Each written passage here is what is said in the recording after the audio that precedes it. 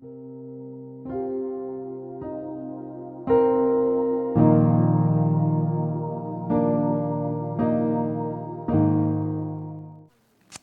invitaros, iglesia, a abrir la Biblia en Juan, capítulo 16.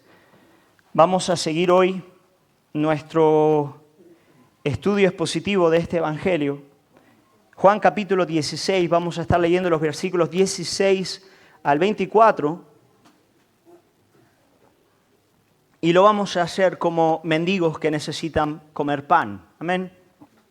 Venimos a este lugar como mendigos que necesitan comer pan, que buscan de la mesa del Señor un pan del cual no son dignos, pero un pan que les es otorgado por la gracia de Jesucristo. Así que vamos a leer Génesis capítulo 16, versículos 16 al 24. Dice así la palabra del Señor. Dice, todavía un poco y no me veréis, y de nuevo un poco y me veréis, porque yo voy al Padre. Entonces se dijeron algunos de sus discípulos unos a otros, ¿qué es esto que nos dice? Todavía un poco y no me veréis, y de nuevo un poco y me veréis. Y porque yo voy al Padre. Decían pues, ¿qué quiere decir con todavía un poco? No entendemos lo que habla. Jesús conoció que querían preguntarle y les dijo, ¿preguntáis entre vosotros acerca de esto que dije? Todavía un poco y no me veréis, y de nuevo un poco y me veréis. Versículo 20.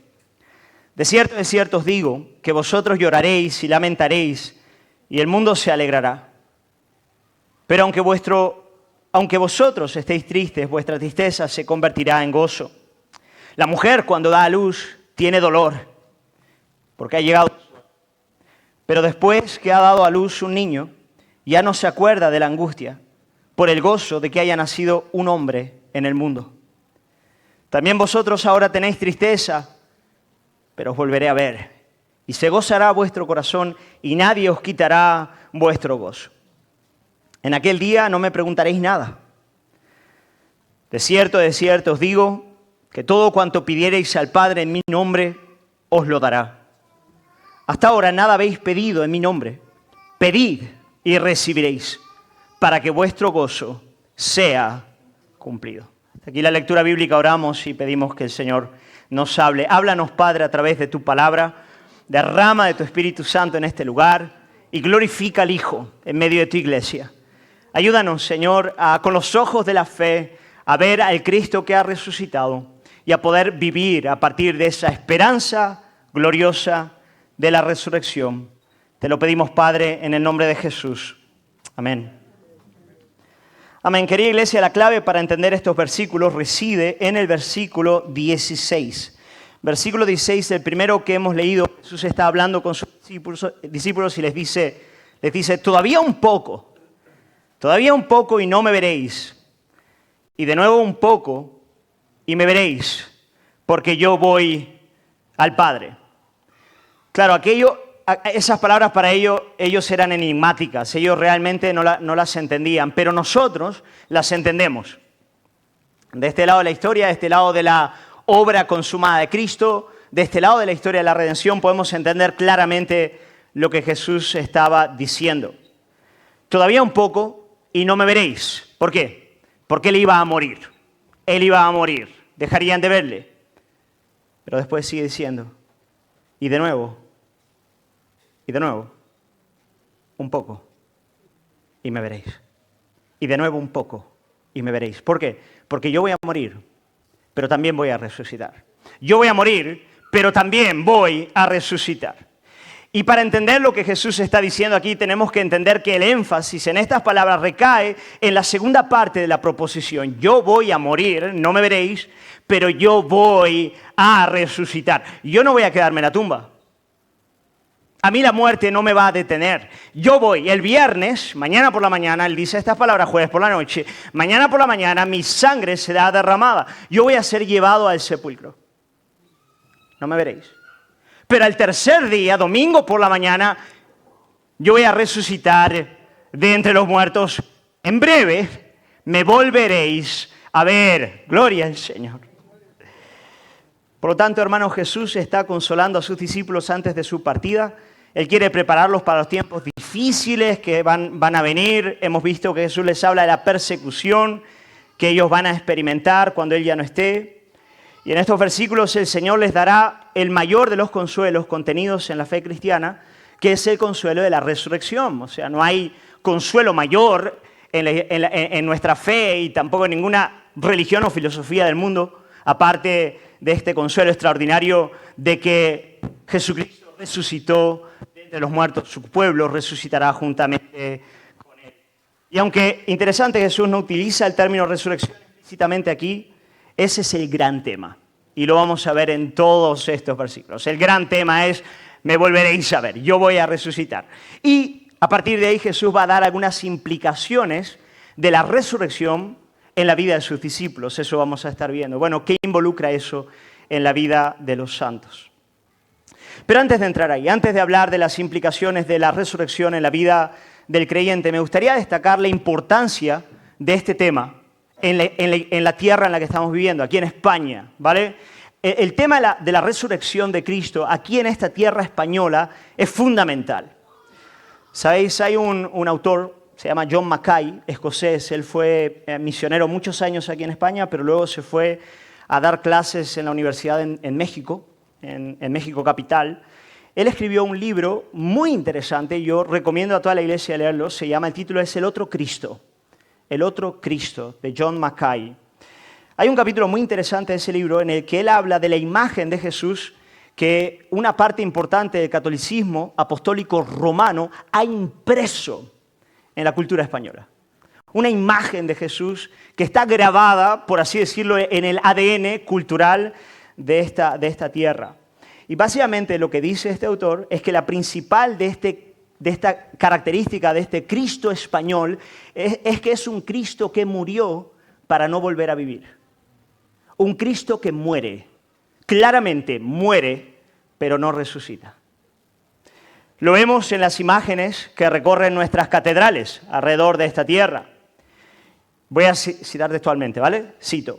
Imágenes lastimadas, lívidas, exangües, escurriendo sangre, Cristos retorcidos que luchan con la muerte, Cristos yacentes que han sucumbido a ella. Por toda la península se hallan esos Cristos, expresión de una tragedia que nunca acaba. Unamuno, escritor importante de esta tierra, escribe acerca del Cristo crucificado de Velázquez como, mira qué interesante, la encarnación de la muerte misma. Sigue diciendo, la única luz que ilumina su espantosa palidez desciende de una lámpara que arde ante la Virgen María. Esa Virgen Madre que nunca muere, toda cielo y toda vida. Este Cristo, inmortal como la muerte, que no resucita. ¿Para qué?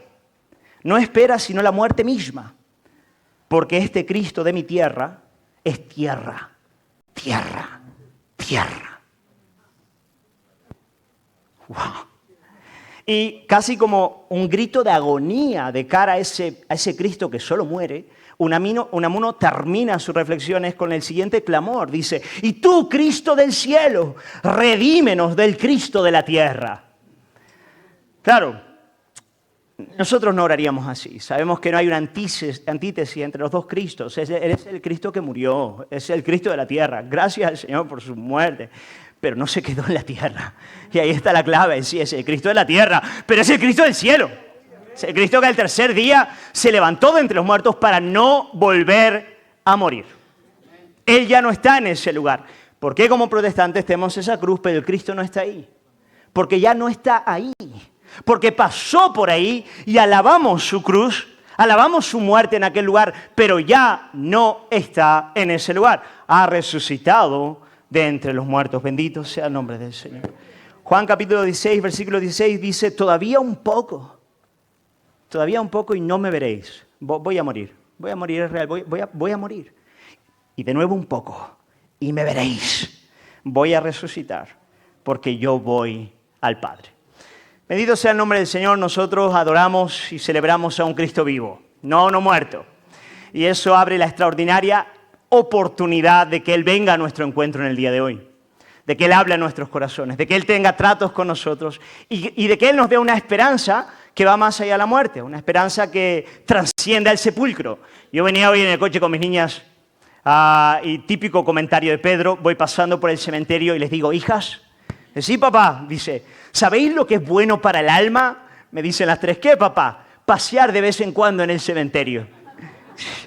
Me miran, ¿no? Con esa cara de... Es genial, léete los nombres, lee la fecha, empieza, termina. Y acuérdate que posiblemente no haya realidad más dramática en la existencia de todos los aquí presentes, de que un día vamos a morir. Y no sabemos cuándo realmente, puede ser hoy. La muerte, siempre estamos a un paso de la eternidad, siempre a un paso de encontrarnos con Dios. Por lo tanto, este asunto de la resurrección es muy importante para nosotros. Es muy importante porque nos da esa esperanza de gloria que trasciende a la muerte. Jesús les dijo, voy a morir, pero les dijo también, voy a vivir, me vais a volver a ver. Y a partir de ahí, lo que quiero hacer, hermanos, teniendo a Cristo resucitado delante de nosotros, porque Él está presente delante de nosotros, quiero daros 3 implicaciones de la resurrección en la vida del cristiano, ¿vale? 3 implicaciones de la resurrección en la vida del cristiano. He intentado darle títulos fáciles, pero me ha costado esta semana, hermano. Así que lo siento, he llegado hasta donde he llegado. La primera de ellas, a partir de la resurrección de Cristo, como iglesia, primero, pasamos de no ver a ver. Pasamos de no ver a ver. Lo vamos a ver en el texto. Primero, pasamos de no ver a ver. En segundo lugar, pasamos de la tristeza al gozo. Pasamos de la tristeza al gozo. Y en tercer lugar, pasamos de no orar a orar. De no orar a orar. ¿Ok? Pasamos de no ver a ver, pasamos de la tristeza al gozo, pasamos de no orar a orar. Esas son las 3 cositas que queremos ver. La primera de ellas, fijaos qué interesante. Primera de ellas, pasamos de no ver a ver. Todavía versículo 16, Jesús les dice, versículo 16, dice, todavía un poco y no me veréis, y de nuevo un poco y me veréis, porque yo voy al Padre. ¿De qué está hablando aquí Jesús? ¿De qué visión está hablando aquí Jesús? Evidentemente está hablando de la visión física. O sea, el tercer día, cuando Jesús resucita físicamente entre los muertos, ellos lo ven físicamente. Eso es importante. Jesús no resucita metafóricamente, no estamos hablando de un tipo de alegoría o de un tipo de principio existencial, de que la vida siempre vence a la muerte, la primavera siempre llega, nada de eso. La Biblia nos habla de una resurrección histórico-temporal, física de Jesús de entre los muertos, de modo que el domingo por la mañana ellos le vieron físicamente. Pero yo creo que hay más aquí.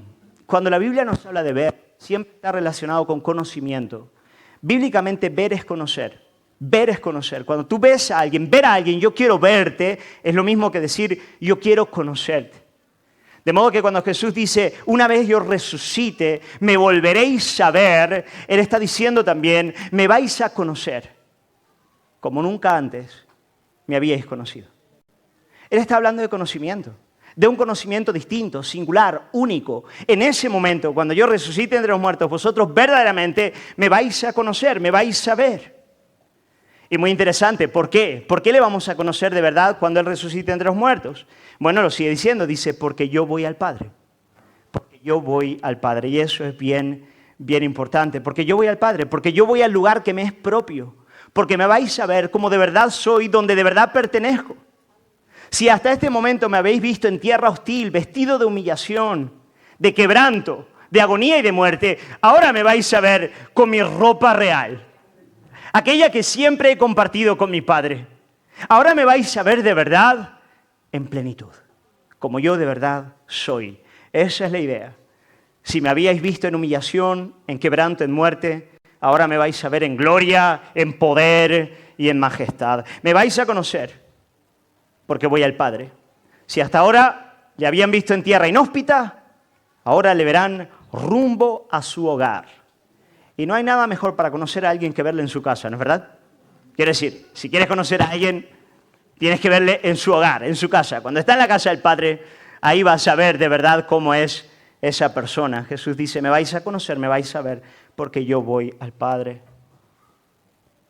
Y hay, a partir de la resurrección, algunas cosas referentes a Jesús que antes no conocíamos. Las voy a citar rápido, pero son todas de verdad muy importantes.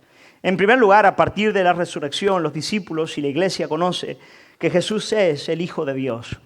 A partir de la resurrección conocemos verdaderamente su deidad, su naturaleza divina, que Él es el Hijo eterno del Dios eterno. ¿Os acordáis cuando Jesús resucita entre los muertos en Juan capítulo 20, versículo 28?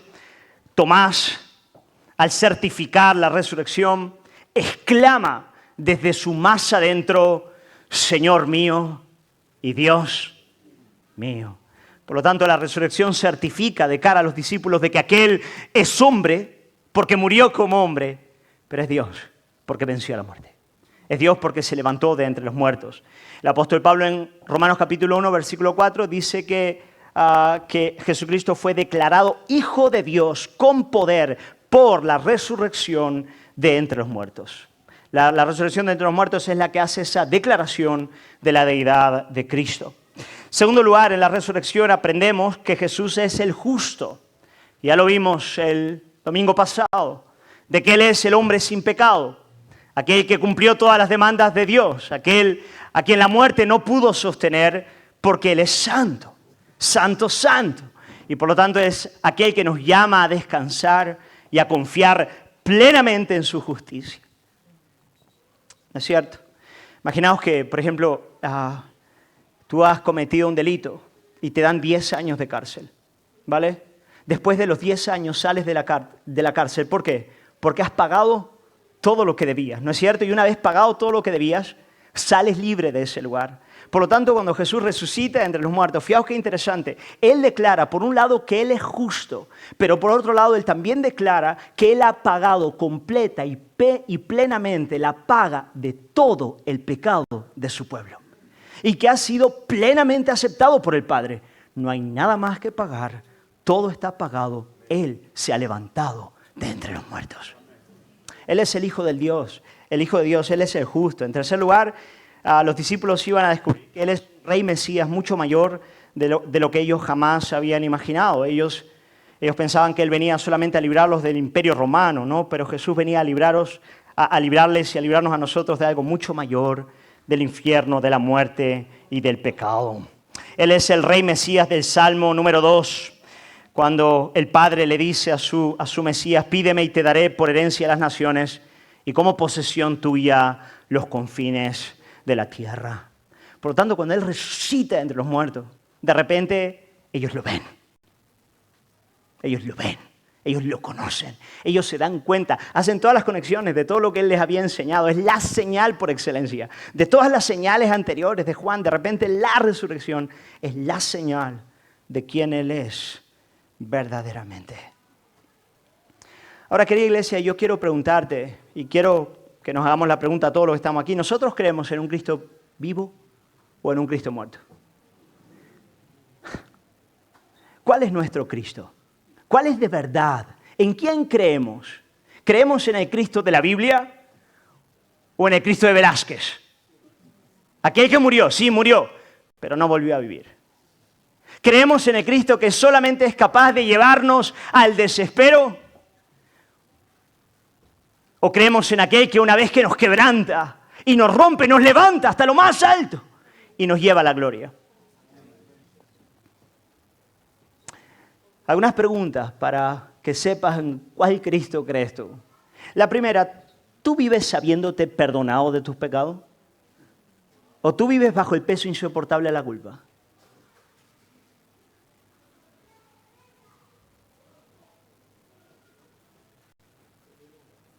Si vives bajo el peso insoportable de la culpa, hay dos cuestiones ahí. La primera es que vives apoyado en ti mismo. Por lo tanto, no has creído en el Evangelio. O sea, sigues viviendo apoyado en tu propia justicia y ley. Y por lo tanto, sigues esclavo de tu orgullo. Sigues bajo la culpa. O segundo, no crees que Jesús resucitó de entre los muertos. De que Él de verdad se levantó. De que Él pagó el precio del pecado. Tú vives como alguien perdonado. O como alguien culpable. Eso habla mucho realmente de cuál es nuestro Cristo. Segunda pregunta, ¿tú vives bajo la certeza de la aceptación divina? ¿De que el Padre te ha aceptado? ¿De que eres hijo? ¿De que estás en su casa? ¿De que comes de su mesa? ¿O estás corroído por las dudas? ¿O cuando oras al Padre, oras sin la certeza de su amor? Todo eso habla mucho de la resurrección. ¿Tú crees que Él ha vencido, que Él es tu justicia a la diestra del Padre? ¿O no lo crees? ¿Tú cuando oras en base a qué? Lo vamos a ver después. ¿A tu nombre o al nombre de Él? ¿Tú vives la vida cristiana a partir de tu nombre o del nombre de aquel que murió y resucitó? Mira, hace toda la diferencia del mundo saberse aceptado y amado por el Padre en función de aquel que murió y resucitó. Padres de familia que estáis en este lugar, si os sabéis muy amados por Dios, después de un día laborioso, de aquellos en el trabajo que de verdad agotan el alma de cualquier ser mortal, llegas a casa, pero como te sabes amado por el Padre, tienes la capacidad de sentarte a la mesa con tu esposa y tus hijos, no con ese rostro de huraño amargado que está completamente agotado por el día, sino con la capacidad de sonreír y hacer chistes inclusive, de divertirte, de ser alguien jovial.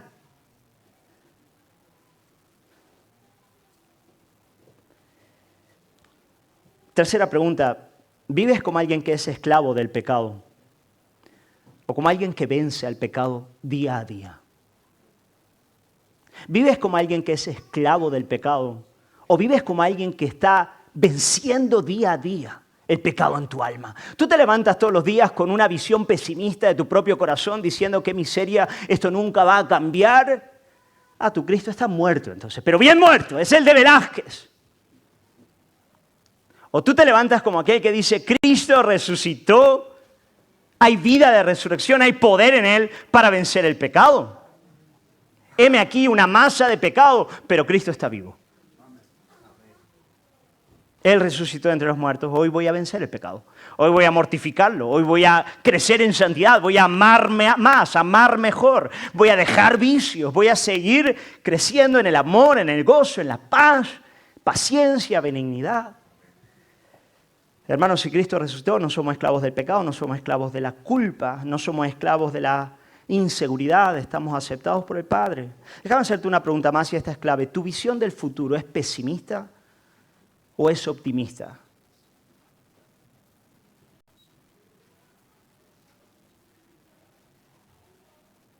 Tú cuando miras hacia adelante, ¿qué ves?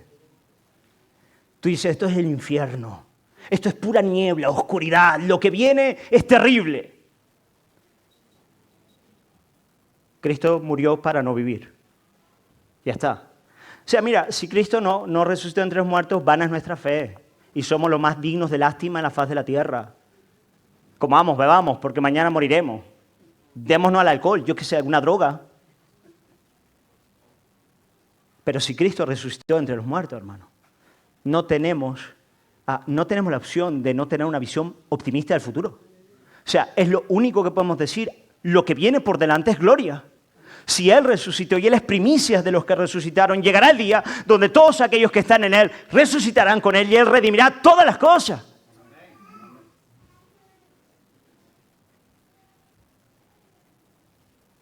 Y lo extraordinario de esta visión positiva del futuro es que nos puede acompañar en las más profundas agonías.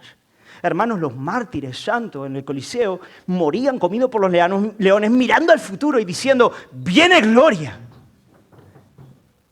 Como Esteban, cuando mira al cielo y ve a Cristo sentado a la diestra del Padre con poder. Y le dice, perdónalos porque no tienen ideas de lo que están haciendo, Señor. Viene gloria. Todas estas cosas, hermanos, nos ayudan a discernir quién es nuestro Cristo. ¿Es un Cristo que está muerto o es un Cristo que está vivo?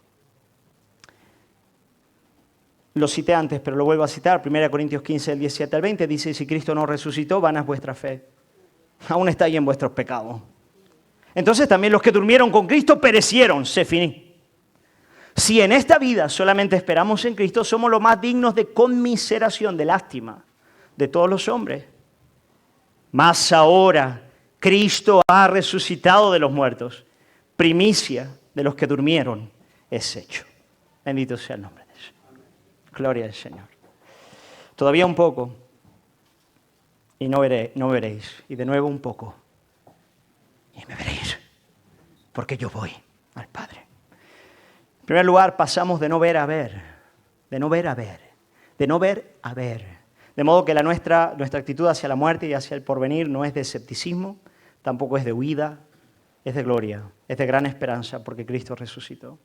En segundo lugar, pasamos de la tristeza al gozo. Eso es lo segundo que nos dice, versículos 17 al 22. La resurrección de Jesucristo tendría efectos dramáticos en el acercamiento de los discípulos al sufrimiento, al dolor, a la tristeza. Tanto en ese momento en el que estaban viviendo como en todo el sufrimiento y dolor que tendrían por delante. La resurrección iba a cambiar de manera dramática la concepción de los discípulos referente al dolor, a la tristeza, al sufrimiento, a la muerte. Y esto debería ser también real respecto a todo verdadero creyente. Muy interesante, versículo 17, después de estas palabras del 16 de Jesús, se nos dice que algunos de los discípulos hablaban unos con otros diciendo: ¿qué es esto que nos dice? Todavía un poco y no me veréis, y de nuevo un poco y me veréis, porque yo voy al Padre. Y decían: ¿qué quiere decir con todavía un poco? No entendemos lo que habla. Hermanos, aquí abro un paréntesis. Si el mejor maestro en la faz de la tierra les está hablando y no entienden, a mí esto me da un consuelo de muerte. No os imagináis, abro paréntesis y no va, o sea, este es el maestro, ese es el maestro. Pero hoy aquí tú y yo topos, ¿no es verdad? Topos, tan torpes, tan difícil es para nosotros aprender lo que Él nos enseña. Ellos no entienden, le quieren preguntar, no lo hacen, tienen vergüenza, temor tal vez. Pero Jesús ve que ellos están con dudas y Él mismo les responde. Pero lo interesante de la respuesta de Jesús, la respuesta que Él les da, es que la respuesta realmente no ataja las dudas de ellos de manera directa. ¿Os dais cuenta? Mira lo que dice, versículo 19, Jesús conoció que querían preguntarle y les dijo: ¿preguntáis entre vosotros acerca de esto que dije, todavía un poco y no me veréis, y de nuevo un poco y me veréis? Y mirad la respuesta que Él da ahora, bien interesante. Dice: de cierto os digo, que vosotros lloraréis y lamentaréis, y el mundo se alegrará. Pero aunque vosotros estéis tristes, vuestra tristeza se convertirá en gozo. Y ahora el versículo 22 dice: también vosotros ahora tenéis tristeza, pero os volveré a ver, y se gozará vuestro corazón, y nadie os quitará vuestro gozo. Mira qué interesante. Ellos pensaban que si tan solo podían entender lo que estaban viviendo, si tan solo podían interpretar de manera correcta la realidad de lo que estaban experimentando, tal vez eso podría aliviar en alguna medida su tristeza y su dolor. Yo lo que necesito es entender lo que me está pasando, entender por qué estoy viviendo lo que estoy viviendo.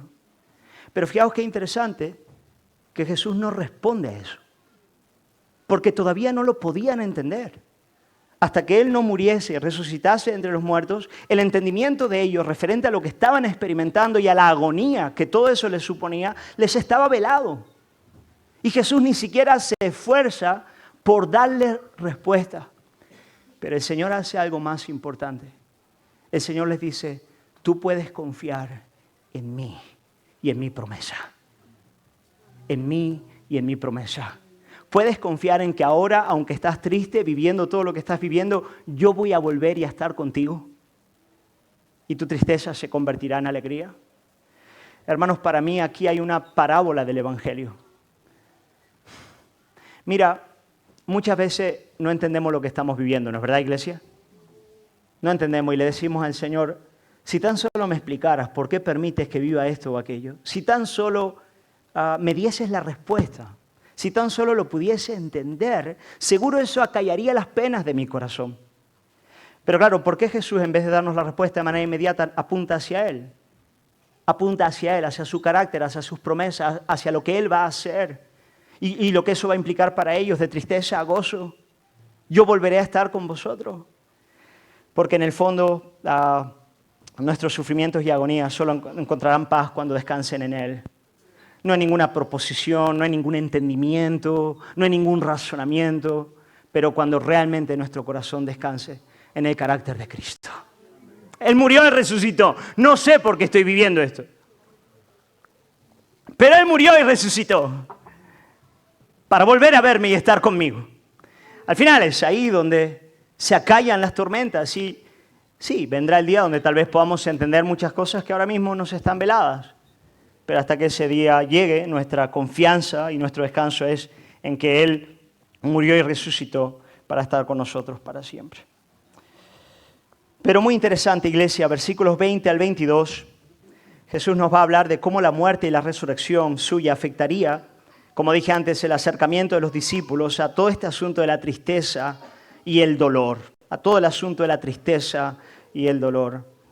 Les enseñaría algunas cosas sobre su tristeza que los acompañaría para siempre. Su tristeza y el gozo que Él da. La primera de ellas, mirad qué interesante. Lo primero que Jesús nos enseña a partir de su muerte y resurrección acerca de nuestra tristeza, sufrimiento y llanto. La primera, que la tristeza es real. La tristeza de este lado de la eternidad. La tristeza antes del tercer día. La tristeza antes de la plena redención. Es una tristeza real. Versículo 20 dice, vosotros lloraréis y lamentaréis, y el mundo se alegrará. Versículo 20 dice, ahora tenéis tristeza.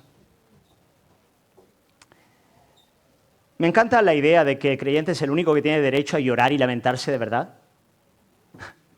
¿Sabéis? Una de las mayores riquezas de la Escritura es la posibilidad del lamento, la posibilidad del llanto, la posibilidad de poder derramar delante de Dios abundante y santamente todo nuestro dolor. ¿Os habéis dado cuenta de que estamos intentando incorporar un montón de salmos en las alabanzas, ¿no es verdad? La iglesia de las últimas décadas ha ido abandonando el salterio. Yo me preguntaba, ¿por qué la iglesia abandona el salterio en los tiempos de alabanza? Yo creo que por lo menos hay dos razones, y están en los propios salmos. La primera es que la mayoría de los salmos son de lamento, y la iglesia occidental no quiere lamentarse. Ella huye de la muerte, huye del dolor, huye del sufrimiento. Yo no quiero ir a la iglesia que me recuerden en el mundo en el que vivo. Pero claro, a partir de la resurrección, esta es una iglesia que puede y debe lamentarse.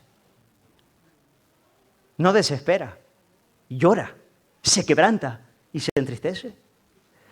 La segunda es porque yo creo que un montón de salmos hablan de derribar a nuestros enemigos. Y la nuestra es una iglesia muy, ¿no es verdad? Soft, muy de algodón, ¿no? Pero bueno, eso es para otro domingo. Hermano, ¿por qué hay un montón de creyentes yendo a los psicólogos, a los terapeutas y tomando pastillas para sus sufrimientos, depresiones y ansiedades? Os voy a decir por qué. Porque la iglesia ha dejado de lamentarse. Porque la iglesia ha dejado de leer los salmos, cogerlos, tirarse al suelo, llorar con ellos. Se decía que San Agustín había mañanas que se despertaba y por 2 horas lloraba gritando al Señor con los salmos abiertos y diciéndole, oh Señor, libra ahora mi alma, Señor. Estoy triste, Señor. La iglesia tiene que aprender una vez más a lamentarse, a entristecerse de manera sabia, santa, delante de Dios.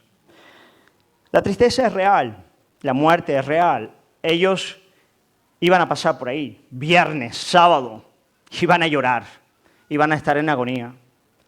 Pero en segundo lugar, la tristeza es transitoria, es temporal. Ella no tiene la última palabra, ni en la vida del santo, ni en la historia universal. La tristeza es una sombra. El llanto puede una noche durar, pero el gozo viene por la mañana. Versículo 20, vuestra tristeza se convertirá en gozo. Versículo 22, os volveré a ver y se gozará vuestro corazón. De modo que la tristeza no tiene la palabra final, como dije. El gozo viene por la mañana. Y esta esperanza robusta en la resurrección es lo que acota el sufrimiento del cristiano. Acota, no permite que llegue al desespero. Le cierra las puertas al pecado y a la rebelión. Y le enseña a llorar como un santo. Y no como un impío, no como un pagano. Como lo hacía Pablo en 2 Corintios capítulo 4, versículo 8. Abatidos en todo, mas no angustiados. En apuros, mas no desesperados. La resurrección, la muerte y resurrección de Cristo nos enseña que el lamento es real, el llanto es real, pero lo acota, porque le dice hay un tiempo, hasta aquí, hijo, hasta aquí, hija, está bien llorar, lamentarte, pero a partir de aquí, recuerda, el gozo viene por la mañana. Ahora, en tercer lugar, y esto me parece súper interesante, la resurrección de Cristo, muerte y resurrección, nos enseñan que el gozo emana del más agudo dolor.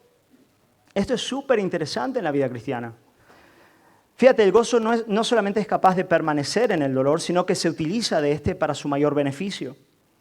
Jesús compara, en efecto, el sufrimiento del santo con el dolor de una mujer encinta. Versículo 21. Julio y Nayibe, ¿estáis aquí? Sí, ¿no es verdad? Una de las historias más graciosas que he escuchado de embarazo ha sido de Nayibe. Creo que de Esther, ¿no era? Esther venía grande, creo que como de 4 kilos. Y me acuerdo que contaba a Nayibe que estaba Julio a su lado, ¿no es verdad? Intentando animarla. Y Nayibe le decía, ven, mi amor, ven, ven. Y le cogía la mano, te quiero, te quiero. Vete de aquí, vete, no te soporto.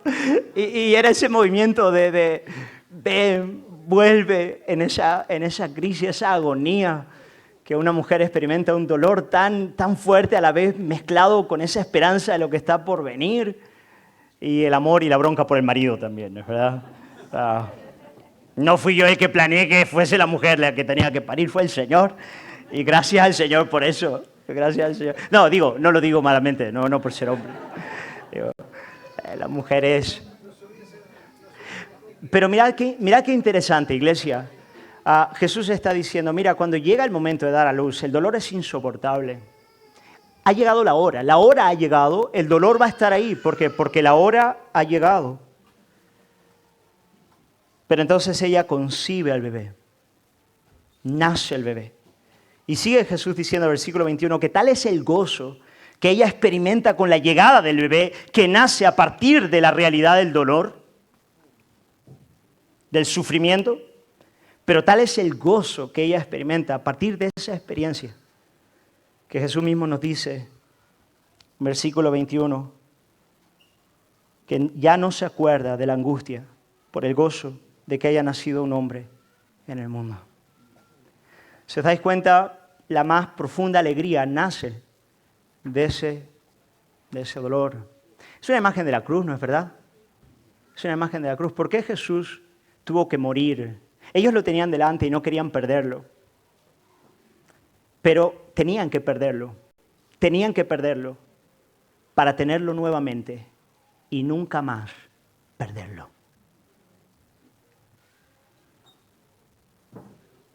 Hebreos 12, así es, el gozo delante de Él.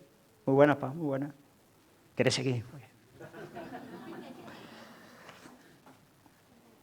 Así es, los padecimientos de Cristo son así. Él tuvo que padecer en la cruz, llevar el peso de nuestro pecado, cancelar nuestra culpa, para volver a sernos dado y nunca más ser quitado. Si Él no hubiese muerto, ellos podían tener un gozo momentáneo, pero lo perderían para siempre.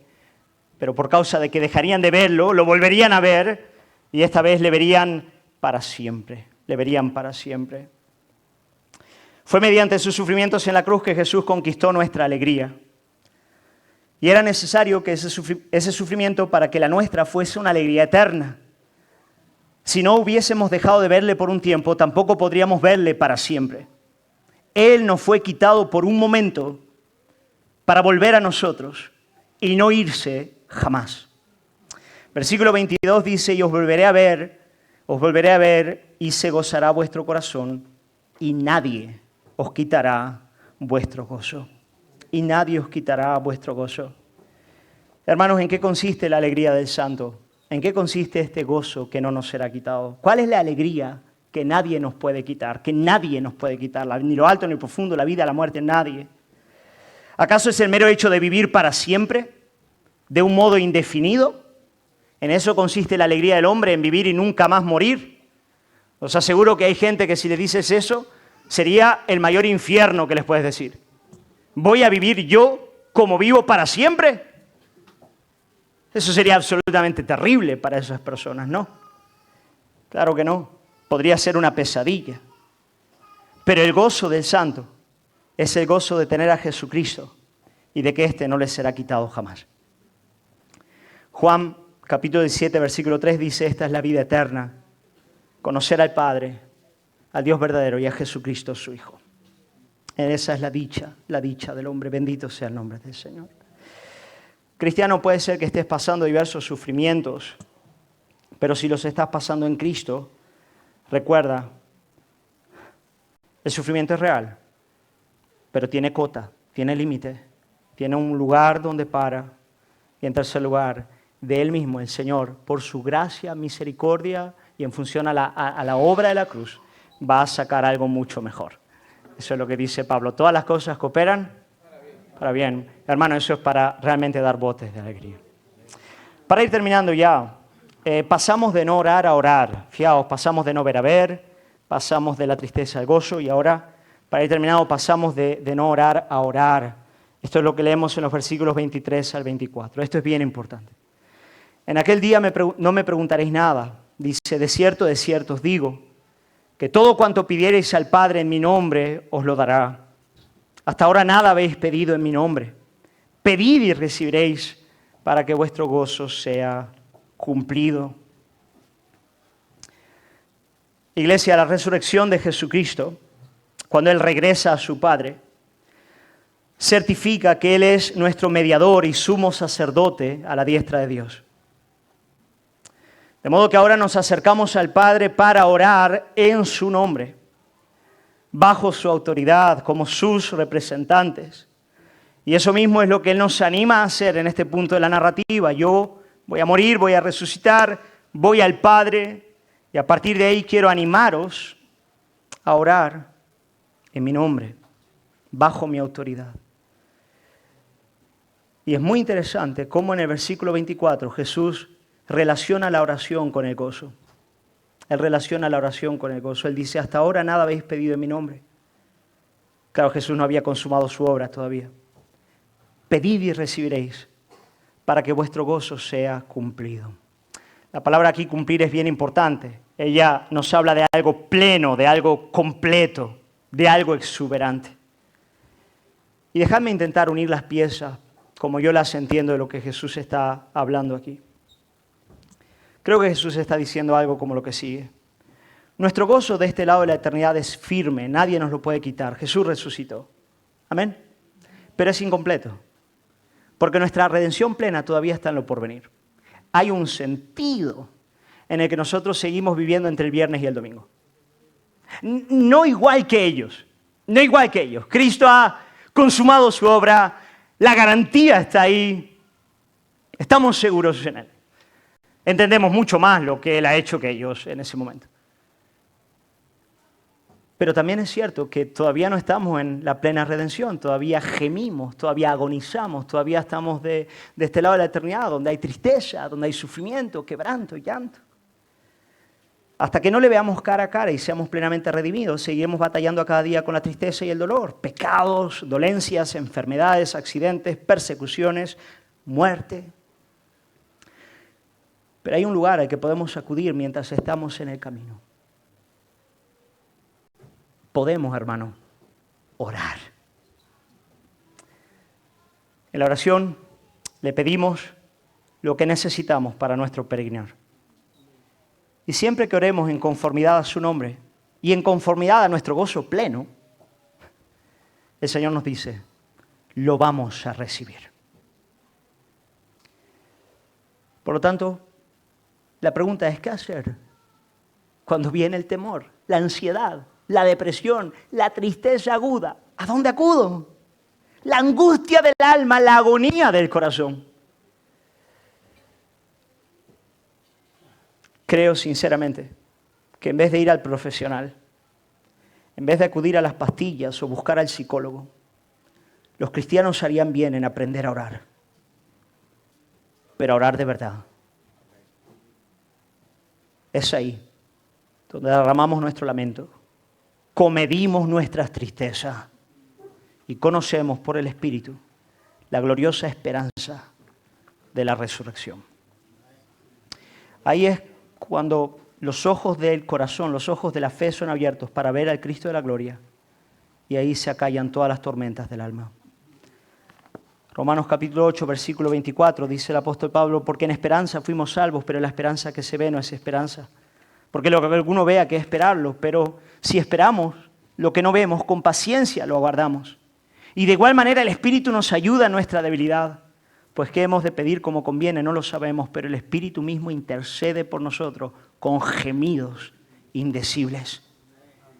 Mas el que escudriña los corazones sabe cuál es la intención del Espíritu, porque conforme a la voluntad de Dios intercede por los santos.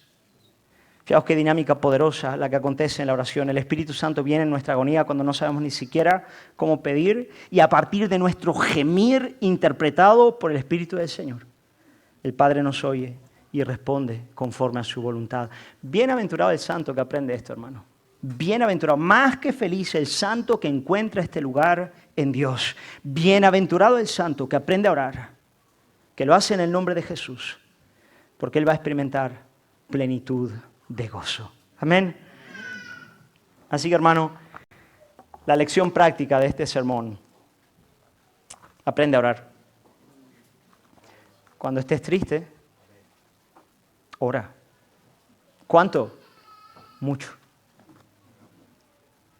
Mucho. Mucho más de lo que lo has hecho hasta ahora. Mucho. Ora. Busca al Señor. Ora en el nombre de Jesús, en el nombre de Cristo resucitado. Y verás cómo le vas a ver más. Y tu tristeza derivará en gozo. Oramos. Padre, queremos agradecerte por el Cristo que ha resucitado. Queremos agradecerte por la esperanza que tenemos en Él. Queremos agradecerte porque no hay en la faz de la tierra una esperanza tan extraordinaria como aquella que tú nos has dado en la resurrección de tu Hijo. Y gracias porque hoy, nosotros que todavía vivimos, Padre, en medio de un mundo de tantas tristezas, agonías, tenemos un lugar al que acudir. Podemos orar en el nombre de aquel que murió y resucitó entre los muertos para darnos entrada a la casa del Padre. Señor, tal vez hay santos en este lugar pasando sufrimientos importantes, dolores profundos, Señor, derivados de pecado, derivados de persecución, derivados, Señor, de accidentes, de enfermedades. Señor amado, tal vez han estado acudiendo a tantos lugares, Señor. Yo quiero rogarte que hoy la palabra del Evangelio pueda llevarles hacia ti. Y tal vez, Señor, algunos en este lugar puedan experimentar una tristeza que es diferente, un lamento que sana el alma. Yo quiero rogarte, Padre, que enseñes a tu iglesia a lamentarse, a llorar, a entristecerse delante de ti, Señor. Y, Padre, que nosotros podamos ver cómo en esta senda de la muerte vamos experimentando como iglesia también día a día una esperanza mayor, un gozo mayor, un vigor mayor, al estar cada vez más cerca nuestra resurrección. Enséñanos a orar. Enséñanos a orar como creyentes individualmente, pero también en familia, padres, madres, alrededor de la mesa. Enseña a orar de manera profunda y sincera. Enséñanos a orar como iglesia. Señor, hasta que esta esperanza de la resurrección arda en mi corazón, en el corazón de mis hermanos. Te lo pedimos, Padre, en el nombre de Jesús. Amén.